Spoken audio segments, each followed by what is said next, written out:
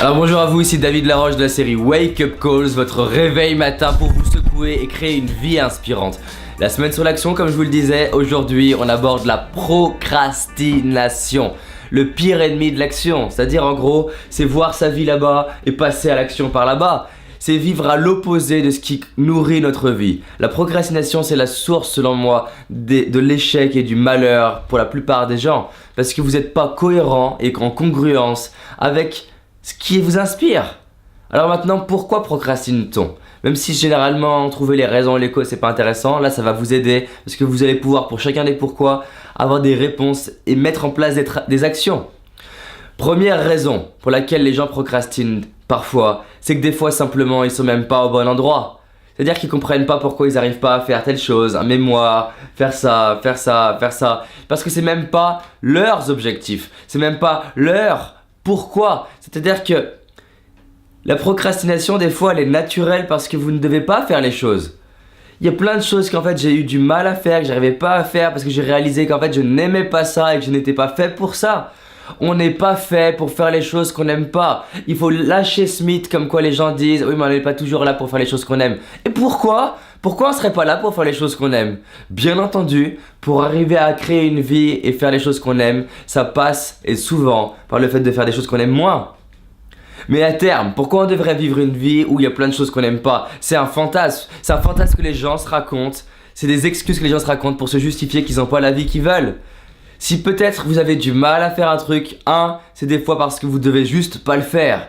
Parce que vous êtes peut-être pas dans le bon boulot, pas dans la bonne relation, pas dans les bonnes études, pas avec les bonnes personnes. Première raison. Deuxième raison, c'est que votre pourquoi il est peut-être pas assez fort. C'est-à-dire que vous n'avez pas travaillé assez votre pourquoi. Les gens me disent David, mais comment ça se fait que tu es aussi motivé? Comment ça se fait que tu reportes pas au lendemain? Parce que mon pourquoi créer une vie inspirante, il est extrêmement fort. Et des fois notre pourquoi on l'a pas, parce que des fois on n'a pas assez souffert. La plupart des gens des fois ils ont même pas assez souffert, c'est-à-dire que leur vie va pas assez mal pour qu'elle change.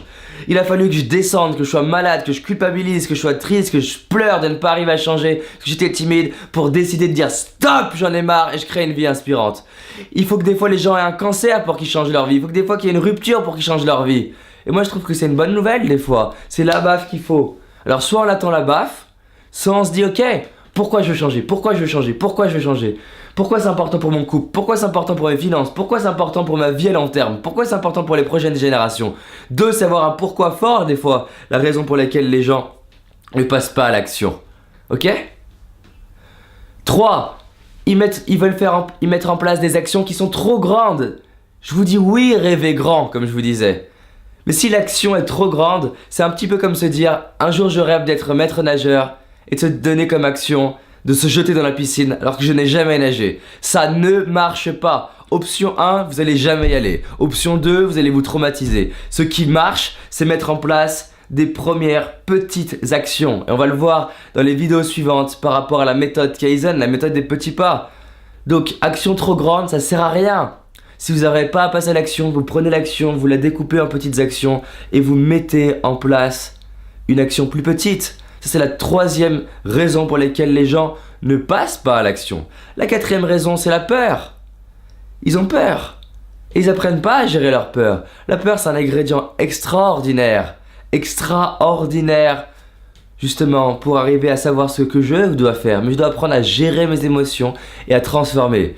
Et je vous rassure, dans les semaines suivantes, on va aller voir la gestion émotionnelle. Donc restez accrochés à cette série Wake Up Calls, levez-vous plus tôt le matin, parce que je vous assure que dans ces 100 vidéos, ça va tout changer. Vous savez, je passe du temps en ce moment à savoir comment je peux faire pour vous aider, à prendre du temps pour me dire comment je peux contribuer à vous. Et je vous réserve un truc, à la 100e vidéo. À la 100e vidéo, les vidéos vont s'arrêter pendant à peu près un mois et demi. Parce que je suis en train de vous préparer quelque chose d'énorme pour vous aider. Voilà, sachez que je pense à vous tous les jours quand je fais mes vidéos et qu'on va créer vraiment une vie inspirante. Donc, partagez cette vidéo autour de vous. Partagez, je vous rappelle mon objectif d'inspirer 1 million de personnes sur cette planète avec cette série Wake Up Calls qui va avoir en français et en anglais. Je compte sur vous pour la partager. Cette vidéo en particulier. À très vite.